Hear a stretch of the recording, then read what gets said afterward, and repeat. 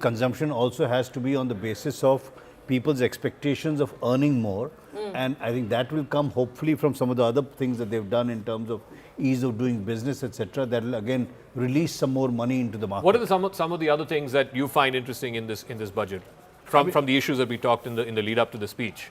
Well, I mean, I look at, let's say, some of the things around tax relief in terms of whether it's a customs duties or direct taxes. The emphasis on sort of self-evaluation and having the tax authorities actually look at things later.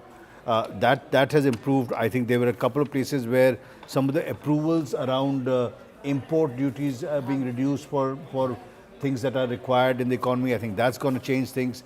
The protection that we have offered to particular sectors where there was a inversion of taxes, I think that's going to help. Overall, I find that while they may not be sort of glamorous headlines, what I liked was that there was an attempt to keep moving in the right direction on ease of doing business, which I think will show up. So on the tax slabs, we now have the new slabs that the minister announced. So above 24 lakhs, it's 30%. Between 20 to 24 lakhs, it's 25%. Between 16 to 20 lakhs, it's 20%. And 12 to 16 lakh, it's 15%. So that's the rationalization. So I think in the earlier this thing, there were 6 or 7 slabs. Now you're bringing it down to 5. So from 7, it's come down to 5, which again is a good thing. The number of slabs need to reduce, the rates need to reduce. I think she's moving in that direction. But again, I come back to the big headline is from 7 lakhs to 12 lakhs, you don't have to pay income tax. But also the rationalization, above 24 lakhs, 30%, and that's it. We're also forgetting a couple of other things, like the number of rates and thresholds above which TDS is deducted. Correct. That's what the TDS, To be reduced. So that's important because, limit for tax deduction on interest for senior citizens to be doubled from 50,000 to 1 lakh, annual limit for TDS on rent to be increased from 2.40 lakh to rupees 6 lakhs. Those are significant. Threshold to collect tax at source on remittance under RBI's liberalized remittance scheme to be raised from 7 to 10 lakhs. So there's that. There's also, of course, a promise of the new tax bill that is going to be kicking in, which is important. Yes, exactly, and the point that you were just making. Also, of course, there are the individual slabs which have also been revised, and that augurs well. So there will be net some amount of money now that the middle class will be able to save and perhaps spend, hopefully spend, not save for a rainy day. But, the thing is that while we chase the big headline, and we're going to come back to it because obviously it's the most direct connect with the public, what about deregulation? What about some of the other big steps, the reformist steps that were supposed to be taken? Of course, we can discuss that. So the only one that they've done is for within your financial sector. They said FSDC will take on some amount of regulatory impact assessment for some of them. But apart from that, there's actually nothing else that's so is that the reason why the stock markets... Jan Vishwas 2.0 will be better? Yeah. It's not. She has said there will only 100 more provisions will get decriminalized. So again, I think they're just playing around. So there's big support it's a waste of time. There's a big support to MSMEs. There's a fund for startups. And urban. Yes, and urban renewal. Challenge. And there's new schemes for women, SC, ST, first-time entrepreneurs. And there's a national manufacturing mission, which has been announced. But I think, when it came to deregulation, there was an announcement made. I think a committee, they're setting up a committee to look at deregulation for non-financial So how will sectors. the markets and how will reformists read that? As something that's been kicked down the road? Or, I don't know the immediacy, I don't know the time limits, I don't know, we don't have a horizon for whether those steps will be taken and when will they be taken. I'm being told that the markets are rebounding. Is that correct? Just checking. As far as the consumer goes, Godrej is up 5%. Hindustan Lever is up 2%, ITC is up 3.5%. So basically all the FMCG stocks are doing well, which means that the consumption... That's where this new 4,000, 6,000 rupees... Actually, the markets are a bit further down compared to 10 minutes ago. The Sensex is at 77,308, which is down by 0.25%. 10 minutes ago, when Gautam and I were checking, it was down by 0.18%. Okay. The Nifty 50 is down by 0.17%. Yeah. The Nifty Bank Index is also down. Nifty Mid Cap 100, which was actually in green 15 minutes ago, is also now in the red. No, but what does it say to you that all of these major indices, broad indices are in the red, but FMCG stocks are up? What does that say? That fundamentally is a reflection of the fact that there's now likely to be more money in people's pockets in the middle class. So people are expecting that there'll be more consumption. I mean, fundamentally, it's coming. I think to me that's a fascinating story in itself. The way the markets are reacting. Some stocks, like Gautam said, ITC, Unilever, etc., are up, whereas But the rest the of the larger markets. thing is not moving. Largely, it seems, and it's too early. We still have to see the fine print and so on, and we still have to see the fine print in the personal tax one. But largely, capex is down. Right, or it looks like at least the estimates for revised estimates fairly down. So, and there's no big bang reform. Nothing. There is no nothing moving the animal spirits of the economy. A lot of stuff for Bihar, shoring up of Bihar.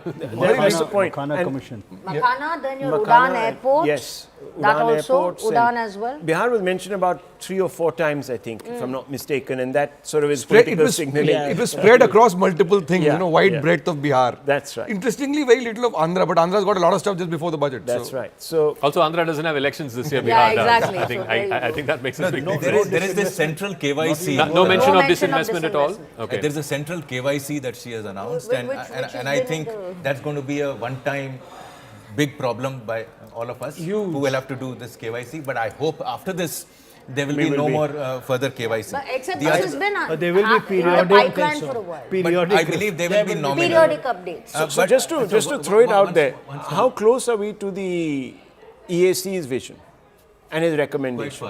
Quite far. Quite you far. say. This insurance, they are planning to make it 100% 100%. FDI. Yeah. I do not think this is a good idea. No, but Okay. they say And it's they're with a calling caveat. it- they're with a Exactly. There is a It's a caveat. good They're caveat. calling it a reform, but reform doesn't mean FDI, and particularly in insurance, which has repeatedly, consistently shown itself to be more of an industry, Pirate industry. gouging kind of an industry under the eye of the regulator, which has become an No, but industry there is a- association. there is a flip so side I'm of not it. sure whether Premiums this, being allowing invested this in the country No, there is is a an good caveat. idea. It's a good idea. That I don't actually think goes that's in. right. It's a Because longer they've term said debate, that but it's 100% only if all the entire Premiums premium is collected. invested within the country. Yeah. but I don't I'm think just so. I saying think that you look at it from the consumer point of view. Yeah. Insurance industry has not been But very. look, I mean, there is a that's global distraction, trend, right? and we're all sort of focusing on the distraction, very welcome distraction for a lot of people. So let's not, by any standard, sort of underplay it. It's a very important move to put, give somebody a little bit to cheer about in a usually larger growing dismal scenario, brutal scenario. But fundamentally, have we moved closer to that 1991 moment, so to speak, that so many people have been talking Well, about? I don't know. well, Not even in the same ballpark. Not even in the same ballpark. And whether this is enough for even a 7% growth rate, I'm not really So I don't see sure. growth here. I don't see growth either.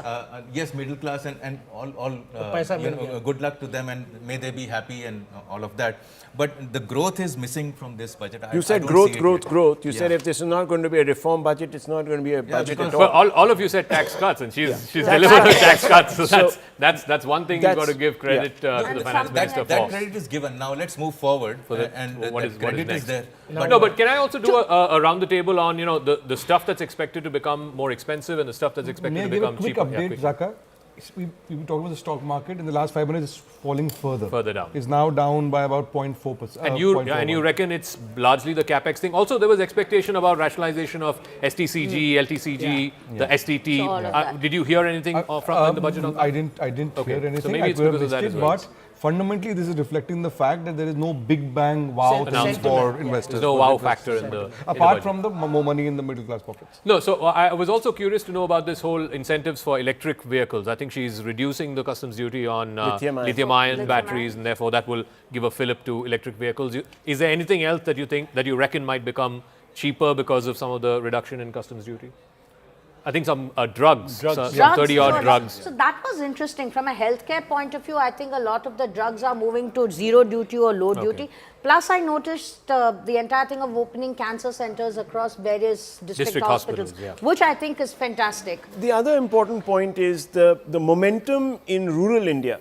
There's been a push to ensure that doesn't flag. Loans via Kisan credit card limits have been The limits increased. have So gone that's very important actually. Also credit card cover for MSMEs. So job creation to expand from 5 crores to 10 crores for startup MSMEs, credit cover expanded from 10 crores to 20 crores. So look, I mean, if you really look at it from a workman sort of point of view, there are some small incremental changes, which will perhaps continue to emphasize the importance of creating jobs. Nalin is raising his hand, I want to and make a it's an quick ominous point. raise of the hand. Sorry, I want to make a small update. You know, this 12 lakh thing is not a small thing because 80% of Indians earn below 12 lakh. 12 lakhs. Right? That's so, right. That's so the in number. that sense, the wider political import of this is going to be much wider than. No, we talk than about the Bihar markets. elections. The Delhi elections are 3 days away. And I think this will have an impact Just think on the about Delhi the gig elections. economy. Think about so many people who were finding it difficult to So make you have ends social meet. sector for the gig economy now. in the Yes, PM you have That's a security very small guards. amount. You have security That's- guards. You have people who are employed as chauffeurs. you Delivery have, boys. Exactly. This is someone has lifted a huge rock off their chests, and I think fundamentally, if you're really looking at goodwill to accumulate towards the government, this is the headline that's going to bring in. I don't know how this will sort of go down with the big analysts, etc. But It's a very conservative budget. it's a conservative budget. Okay, fine. But if you look at Tourism messaging, political has had messaging. a couple of positives here, including infra status to some of the tourist and restaurant buildings that will come up as part Also of your homestays, I think there's no some homestays are under exemption your being- mudra. That is already there, but it's also got infrastructure status, if I'm not mistaken, for some of your tourist infrastructure that will be built. Also, So you which know, means you're opening after up all of these more cuts, loans. the fiscal deficit for last year is 4.8. For the proposed is 4.4. This is very big.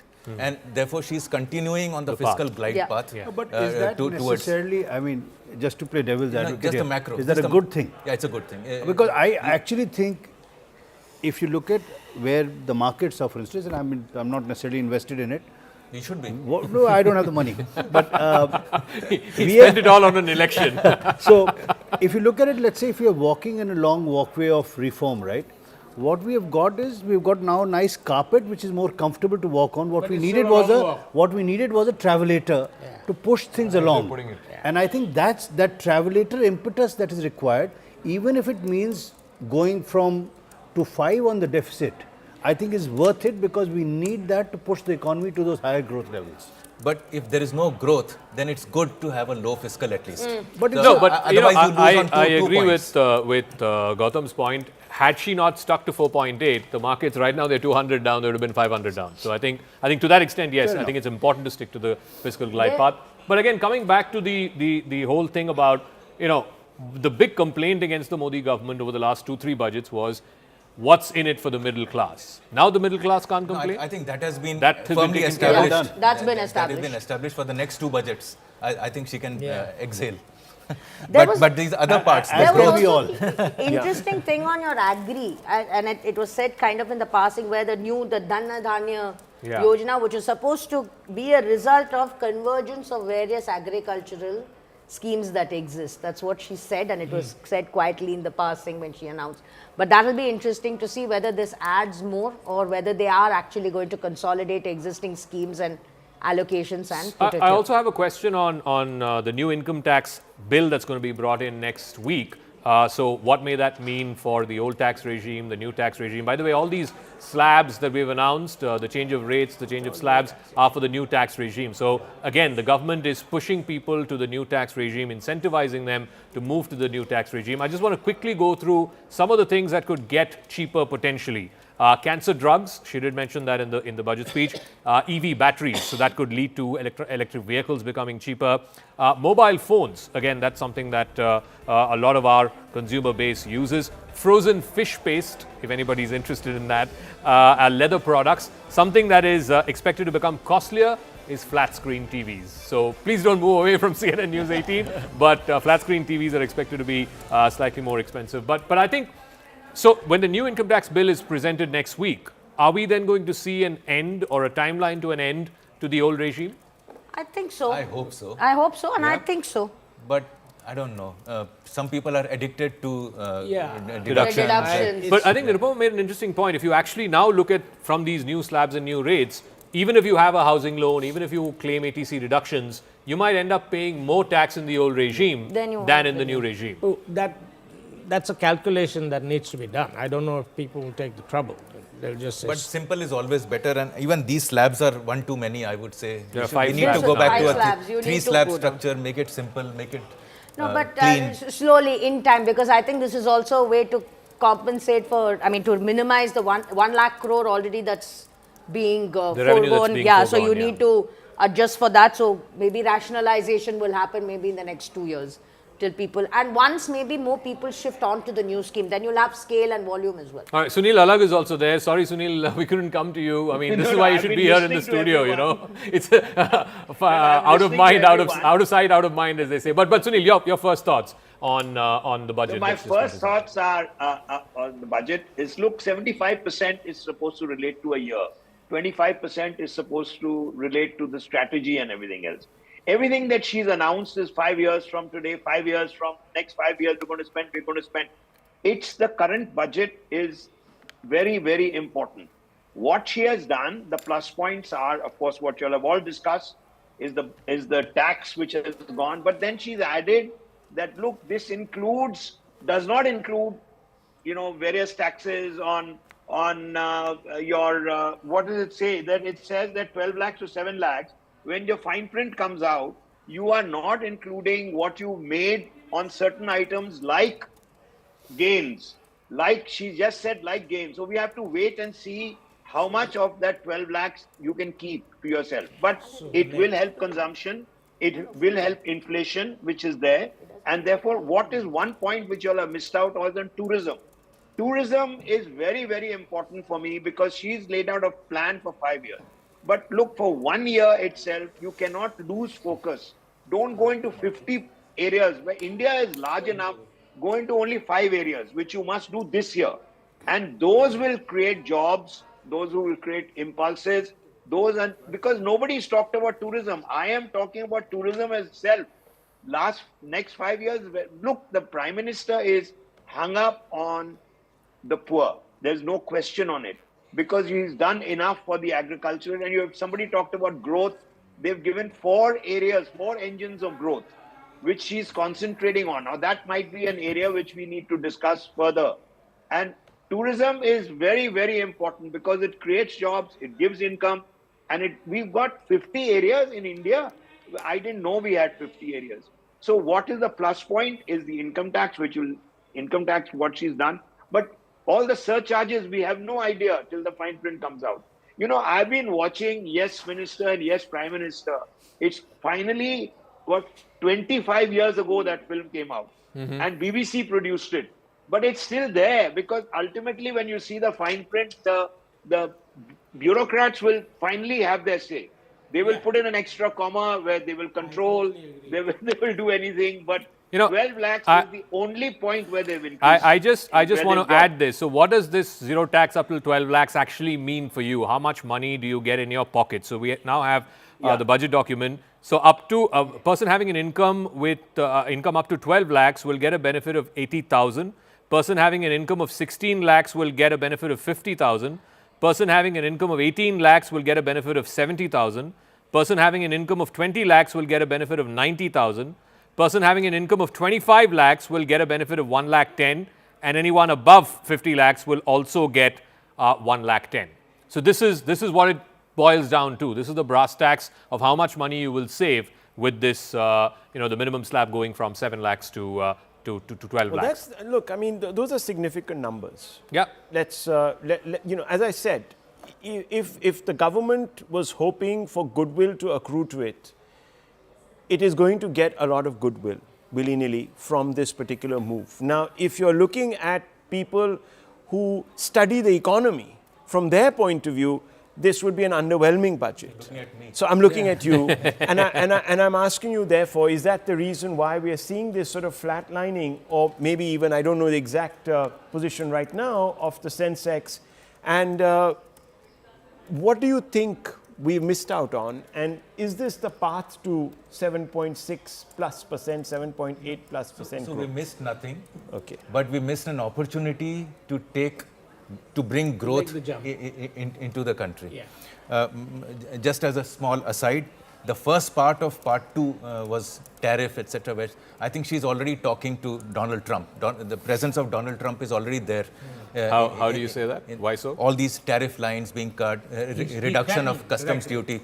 So before the negotiations on direct one-to-one begin, Already we are cleaning up whatever tariffs are there, maybe minimally. Just Did you hear Harley Davidson 7 in the budget lines have been speech? I removed. didn't. So that may be the final negotiation. but it's mostly been on overall, I cancer think drugs and all. this Yeah. may help domestic industry also in some way, as it should. But overall, I think the budget has missed a big growth chance because you have 2 years Yeah. to UP elections and then in 29. So these are the years, the first 2 years where the government can take risks. It can have fiscal imagination, it can have economic imagination and indulge and enable growth. In the last year, it won't be able to. So it's a little disappointing because I don't see much growth, and that's what the market is telling. Nalin There is no Saket. negative growth, by the way.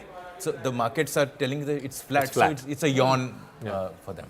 So we are seeing in the markets an uptick in FMCG stocks. Yeah. That's been happening from the moment the income tax slabs were announced. See, what you are seeing is a political outreach to the middle classes. It's not just the increase of tax limit to 12 lakh, it's also the changes in rebate and the slabs, it's also changes for senior citizens and a whole bunch of things like on the rate for rent being raised. Yeah. Basically the idea is to put more money in people, make your money go longer in the at a time when increments may not be going up as much. We've just had a festival season where growth was tepid in consumption. So consumption, this is good for consumption. That's why you're seeing changes in FMCG stocks. However, I agree with Gautam, in the wider macro sense, I think the government has decided to be more careful and conservative and has decided not to go for big bang reforms. So this is almost like a holding budget. It's almost like a, just hold the line and, get these guys off our back, which is middle class, and give them something. But, you're sort of saving your powder. Saket, they're saving their powder for what? Exactly. That's a good question. I think, it's like holding a spot on a train, but if the train moves away, it doesn't really help us much. But I think the one point that Nalin also made, that outreach to the middle class, that 100,000 crores of urban challenge budget, which if you look at India, which is urbanizing at a fast rate, all these small cities coming up all over, if we can actually use that money to build up sewage systems, to build up municipal facilities, local education, politically it's a great move, but also just in terms of creation of a sustainable infrastructure, because the new cities otherwise are a shambles, right? There's no planning, nothing. That can improve a lot. Urban challenge is coming. There's an urban challenge. The money, yes. But so she specified what she wants, and they will basically, seemingly put cities to bid for this money based on what they do, which has worked with the aspirational cities. Correct. And also for tourism as well, right? Your top 50 tourism sites and what I just want to add this. I'm getting this from our editors in our input desk. So, while the finance minister has said that there will be zero tax up till 12 lakh rupees, it was 7 lakhs earlier, it's now 12 lakhs.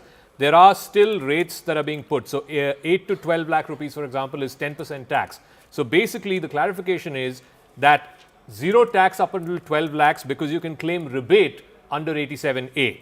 Earlier, the rebate under 87A, the limit was 7 lakhs. Now that rebate under 87A, that has now been upped to 12 lakhs. Does this make sense to you? Can you explain this to our viewers in layman language? It doesn't mean you necessarily are not paying tax, but you can claim rebate to the equivalent of the tax that you're paying. Because you have two brackets there, right? Like you have 4 to 8 is still at 5% and 8 to 12 is at 10%. So which means that, which is where it is. So there were two ways in which I was looking at. I'm not really a tax person. One is, this is for salaried and the rest of it is in terms of what is your non-salaried income, because you have other sources of income.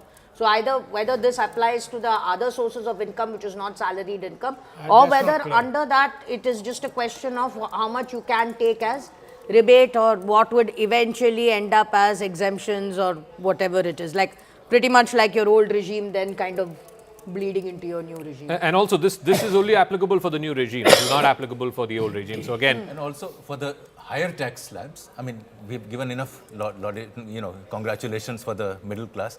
I wonder if the surcharge, I don't see any note of the surcharges going away or a clean coming out there. So we just need to read the full budget. I think cesses and surcharges, the only change is in the custom duties. That's right. Where not only one will be paid. Exactly. Either the surcharge, not on personal income. Which is, I think, good. I'm also told that we'll be joined by Vedika Kedia from Grant Thornton, who could explain this to us. What does this mean? So while the FM said that till 12 lakhs, it's zero tax, but if you look at the slabs, 0 to 4 is nil, 4 to 8 is 5%, 8 to 12 is 10%.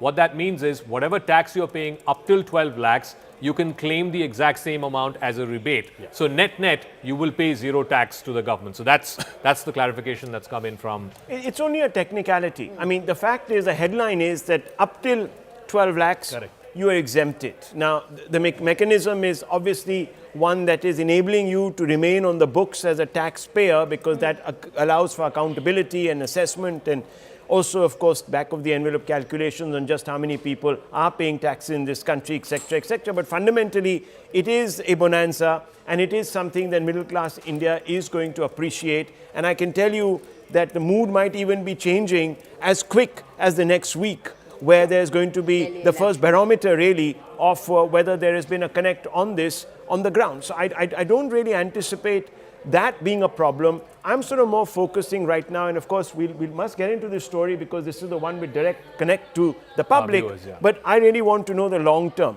implications of this budget, whether it's actually moving us in a direction which will help us sort of take on these headwinds and push up above that 8%, because if we have to become Viksit, then that's the number. I personally don't see it as a growth budget which is going to enable, you know, the kind of growth that is required or to get us to an 8%. Are we being dismissive of some of these big sort of announcements, which of course we have to remain... Cumulatively, maybe over the next, again, there's going to be a lag period. Maybe you'll see an 8% growth after 3 years, but we need 8% from now. Right? I mean, there may be a lag there and Nalin, what's the feedback that is now coming through the loop? The feedback that's coming through the loop is that, I'll read out a joke to you which somebody sent, that, well, can we ask the finance minister to pay increments this year? So, I mean, that's just a joke, but you know, the point is that it reflects a wider sentiment. I think the feedback that's coming is that India Inc., a lot of people are telling us off the record that, look, this is fine for the middle class, but this is not what we expected much more. India Inc. It's tepid. Okay. Vedika Kedia is also now joining us. She's from Grant Thornton, India. Vedika, can you explain this to our viewers? So the finance minister in her budget speech said up till 12 lakhs income, there's zero tax, but the slabs still exist. 4 to 8 is 5%, 8 to 12 is 10%, and 12 to 16 is 15%. What does that mean? What does it necessarily translate to? So basically, the finance minister wanted to give the benefit only for middle class individuals whose income is up to 12 lakhs. So they have introduced the benefit or the exemption in form of a rebate, and not exactly given a blanket exemption for everyone. So if your income is more than 12 lakhs, say if your income is 20 lakhs, then you'll have to follow the slab rates which they've given. And you will be required to pay a tax on your initial 12 lakh income also. It's not like 12 lakhs will be exempt and on other balance 8 lakhs you have to pay taxes only on that. Okay. It'll be like you'll have to pay taxes from, so it will be from 0 to 4 lakhs will be exempt as per the new slab rates that's been proposed. And from 4 to 8 lakhs, there'll be 5%. So that is how it will be calculated. But if your income restricts only till 12 lakhs, then you will get a rebate of 60,000. Which is being given by in form of a rebate and not as a blanket exemption to all the taxpayers. So help me understand this like a layman. If you were explaining this to a 10-year-old, you will still end up paying 60,000 rupees as tax to the government if you're earning up to 12 lakhs, but you can claim that 60,000 back as a rebate. So net, you're paying zero tax. Is that what you're saying? It's not that you can claim it back. You can, that it's not like a refund that you get from the at the time of filing itself. Okay, got it. You can claim it at the time of filing. It's a rebate. Okay. Basically, it's not a refund that you get. So also, could you explain if this applies only to the new regime? Is the old regime continuing the way it is? Is there anything that we know about whether the government wants This is only to the new regime. This is only applicable to the new regime, not to the old regime. What about phasing out and doing away with the old regime? We were told, I think, FY26 or FY27, the government will move out of the old regime. Now we're told by the minister that there will be a new income tax bill that will be introduced next week in Parliament. Do you think that will have some mention of when the old regime will end? We're assuming that should have some mention. Currently, in the finance bill, there's no mention about that, about phasing out the old regime. But yeah, considering that all the changes on all the benefits are being given under the new regime, it is clear that the government really wants to phase out. So we are expecting that within the new income tax bill, there will be some mention about that. So up until last year, and this is applicable for a lot of our colleagues as well, if you are, let's say, in the 15 lakh bracket or the 20 lakh bracket or the 25 lakh bracket, if you had a housing loan and if you had deductions in ATC, it made sense to still continue being on the old regime. But now with this, do you think that might change, that you would actually end up saving more in terms of the lesser taxes you pay to the government in the new regime and not in the old regime? So I think that calculation is still to be done because we're still looking at the fine print and we're still analyzing what is the tax savings limit. If we actually, take out that ATC exemptions and those interest on housing loan, a part of benefits that were claimed. So because there has been a substantial revamp in the in the slab rates also under the new regime. So we'll have to just check the benefits or whether this will be more beneficial now to the taxpayer, even after the exemptions which were available under the regime. So that I think that analysis has to be done. Okay. All right. So we'll try and open our call lines as well. I'm sure our viewers will also have things to ask and questions as well as comments about the budget. From the point of view of our viewers, I think the most important thing is the tax rates for the new regime. I want to underline that again. Up till 12 lakhs net, you will be paying zero income tax because you can claim a rebate of up to 80,000 rupees under 87A, which means net till your 12 lakh income, you are paying zero tax to the government. Anything above that, it's there. The list is there as to, there you go, up to 8 lakhs. In the old tax, you save 30,000 rupees. The tax now is 20,000 rupees, so you have a saving of 10,000 rupees. So with each bracket, so anything less than 12 lakh rupees, you're paying zero tax. Old tax would have been 80,000. The tax now is 60,000, so which means you make a gain of 20,000 rupees. So you have those slabs. Also, because of reduction of customs duty in some items, electric vehicles expected to get cheaper, expected to get costlier, flat screen TVs, leather products are expected to get cheaper, cancer drugs are expected to get cheaper. This is the fine print. This is the devil in the detail that our viewers are interested in. But what about the big picture? And that's what our panelists here in the studio have been saying, that the big picture seems to have missed what was an opportunity. Can you explain, Saket, why you feel so? Well, I mean, I think we had the chance to take an initiative before all these external headwinds come to us. But more than that, we are in a good place, right? The markets, the equity markets are at a relative high. Our GST receipts have been quite robust. We are seeing at least a desire for industries to want to invest, provided there's demand, blah, blah, blah. So I think it was a chance where we could actually just push that into the next round. So I mean, that's the only thing that I'm really missing, that we have waited, maybe we waited like we did post-COVID, that we want to remain conservative and therefore we will not take any risk. But risk-free returns on a T-bill are zero, right? So, I think we have some callers, so let's try and get some callers as well. Maybe they have a question or two for our experts. Mr. Ramesh Sundar Rao is calling us from Bhubaneswar. He's on the phone line. Good afternoon, Mr. Rao. Please go ahead and ask your question to our experts, please. Yeah. This is phenomenal for middle class. This was it, and that is it. That is when beyond expectation.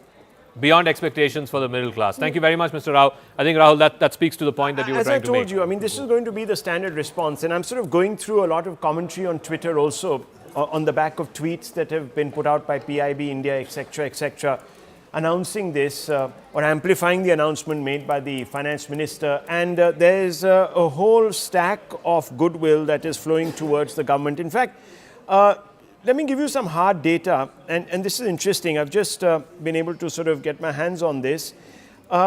This is how UPA and NDA sort of compare on their record on income tax exemption limits. So in 2005, it was 1 lakh. In 2012, 2 lakhs. In 2014, the needle was moved to about 2.5 lakhs as income tax exemption limit. In 2019, 5 lakhs. In 2023, 7 lakhs.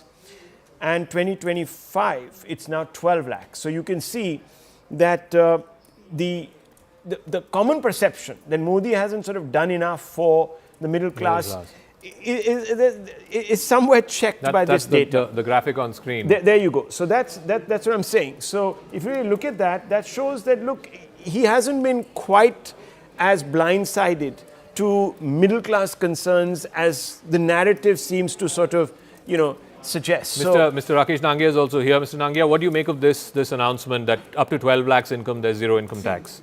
In any film, 7 lakhs, we never expected the government will increase from 7 to 12 at one go. I tell you why, there's a reason for that. How many people will go out of the tax net? If you see with the exemption that you claim for 7 lakhs, now you get it for 12 lakhs rupees. I can tell you more than 2 to 3 crores people will go out of the taxable. They may have to file a tax return, but there will be no revenue coming to the government because they'll get exemption 87A. So it's a blockbuster exemption, not expected, never be discussed in any quarters. We were all debating 7 to 9, 9 to 10. 10 was the upper limit actually, being a friendly budget like that. But 12 was not there. And I have a figure with me. There were 5 crore SSC who are filing a return till 5 lakhs. 5.25 crores SSC. They all go out of the net. See the drop in the number of taxable SSCs. Okay. And just to give you another analogy, if you go to the next level, there only 65% of the taxable SSC will go out of the net because of this exemption. You see that I've got a demographic actually. I've got a demographic of the maths on that. If it's 5.2 crore SSCs, let's assume that most of them are single taxpayer homes.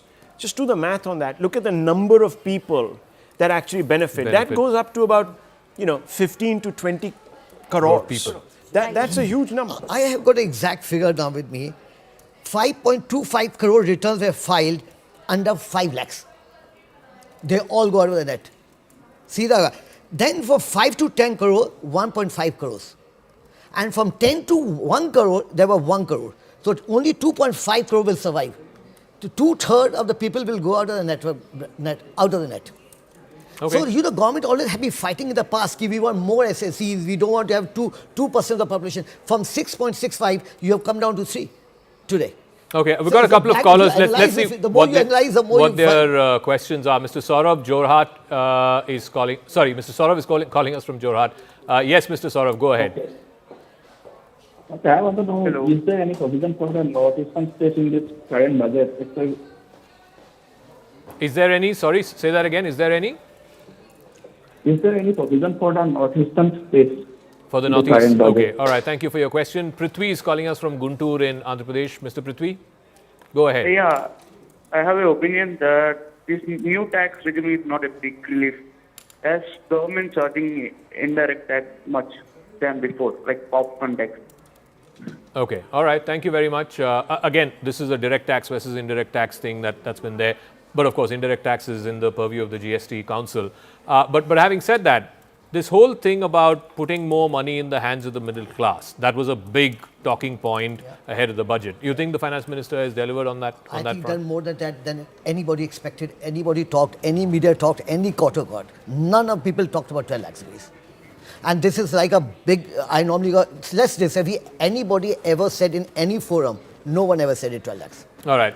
We also have Mr. Rajat Dhar in the studios, but I'll come to you in just 1 second. I have to go across to CII, where my colleague Kritsween is joined by Mr. Sunil Kant Bunjal of the Hero Group. Kritsween.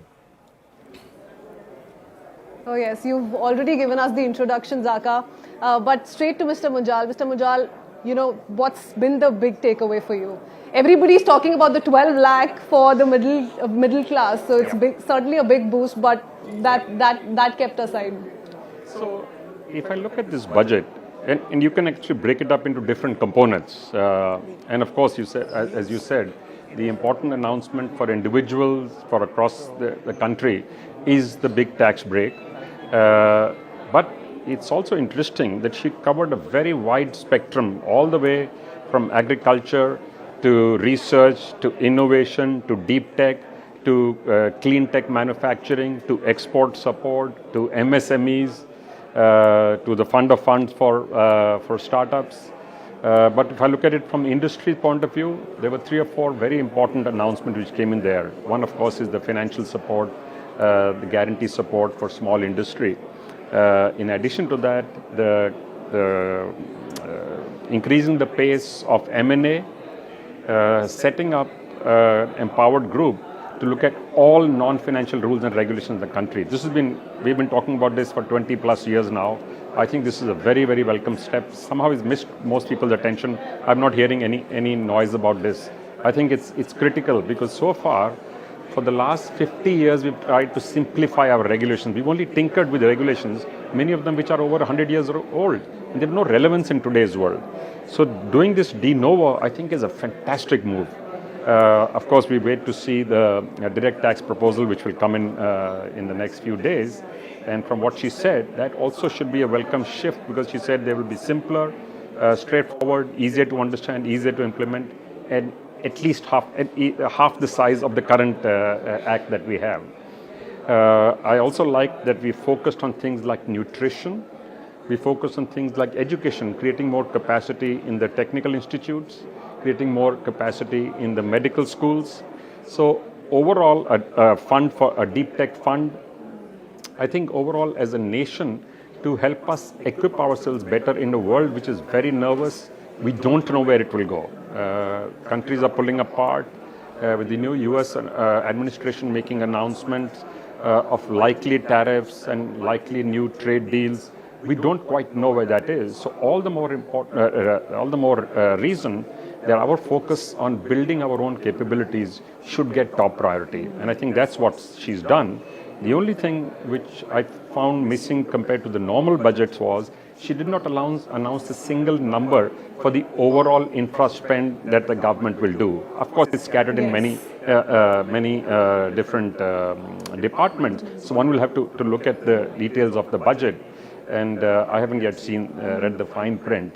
But overall, I would say a very comprehensive budget, and the lowering of tax should do one more thing which industry has been asking for a while now, is allow and encourage consumption in some manner. So with more liquidity in people's hands, you can do either more saving or more investment or more spend.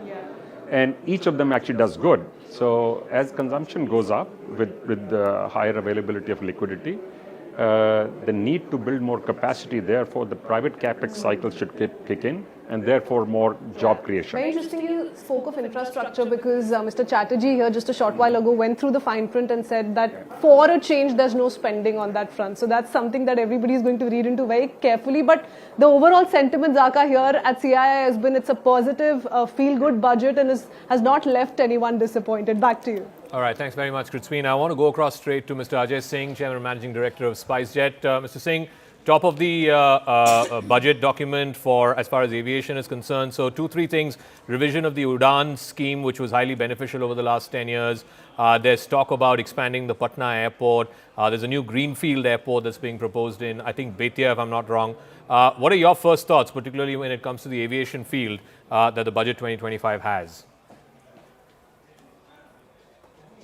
I think, the Udan scheme has been one of the most successful schemes of the NDA government over the last few years. The country has managed to add more than 80 new destinations that were before this, that were unconnected. And I think it was good to hear the finance minister mention the scheme in her budget speech. And the fact that the proposal is to add another 120 destinations through Udan, get in another 4 crore air passengers through Udan. I think incredible positive. Those are all big positives. In addition to that, she spoke about medical tourism. She spoke about religious tourism.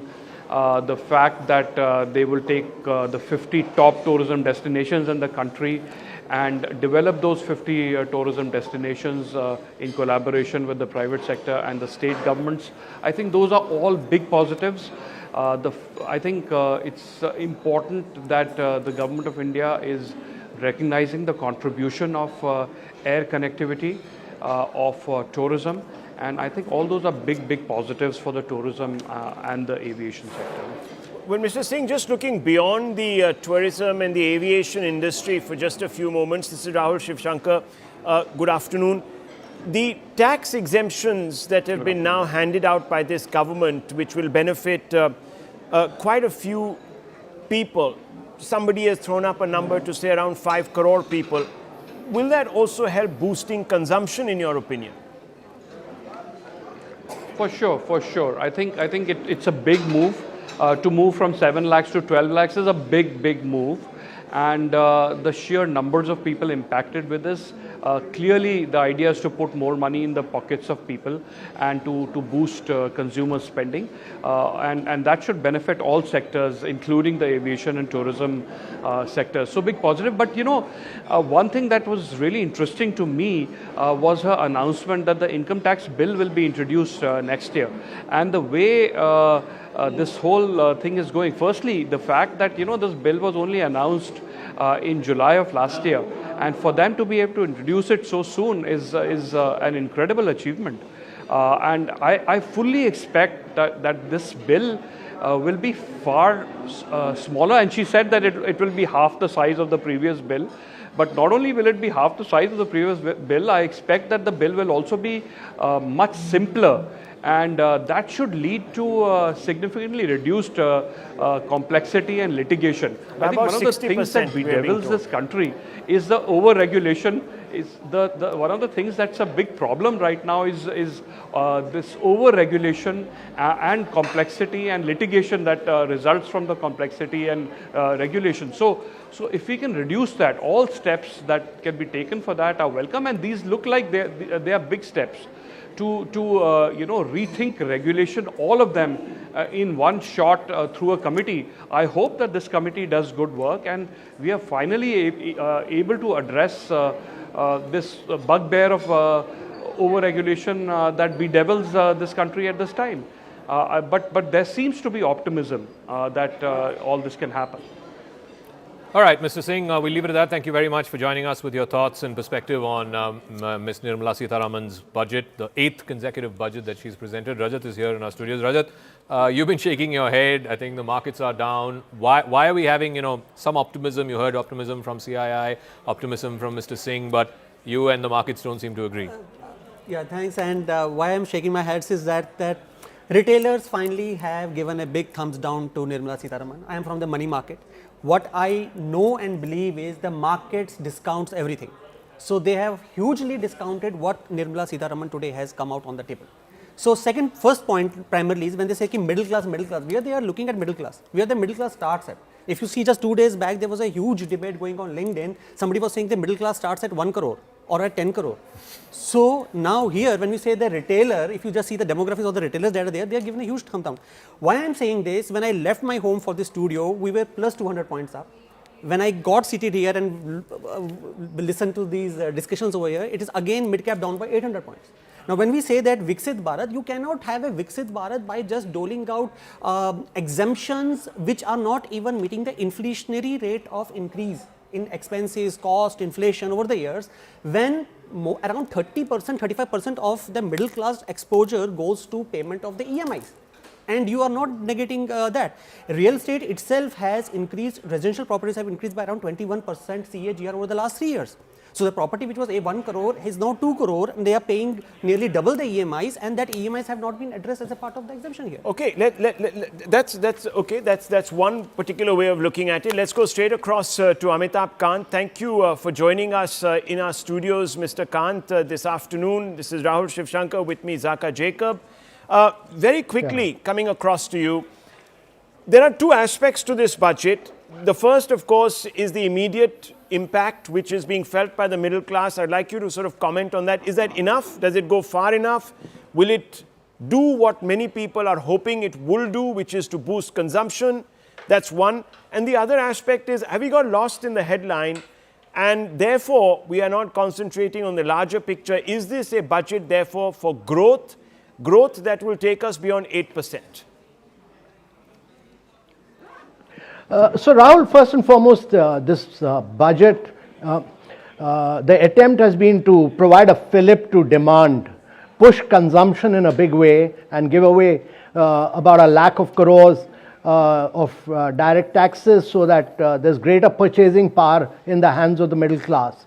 That, to my mind, was important at this particular point of your economy. But if you look at the overall budget, it's been done in a responsible manner because the budget also aims at a macroeconomic stability, the fiscal consolidation, because the RE fiscal deficit was about 4.8% and it aims at about 4.4% for the coming year, which I think is being very, very fiscally responsible. Because you also have the challenge of inflation and therefore you need to do it in a disciplined manner. But the budget also has a very, very strong focus on labor-intensive sectors. This is the first time I've seen so much of emphasis on tourism, on textile, on footwear, on leather. So these are all labor-intensive sector. The other is that the job creation in a big way happens through the startup movement, and to replenish the 10,000 crores for the startup fund of fund will have a multiplier impact, because for every rupee that will be put in by the fund of funds, you will have 4 more rupees being put on by the venture capitalists. So the multiplier impact will be enormous for the startup. And then putting another 20,000 crore for innovation and saying that there will be a separate fund for deep tech, which requires a lot of patient capital. These are very good moves for young entrepreneurship, startups, etc. The other thing that's very important to say is that the credit guarantees for both MSMEs and startups has been pushed by the government of India. That is what you can do through the fiscal mechanism. And now, the last bit I would say is that the government's focus on regulatory reforms in a big way, because I've been a long-term believer in doing away with a lot of regulatory cholesterol.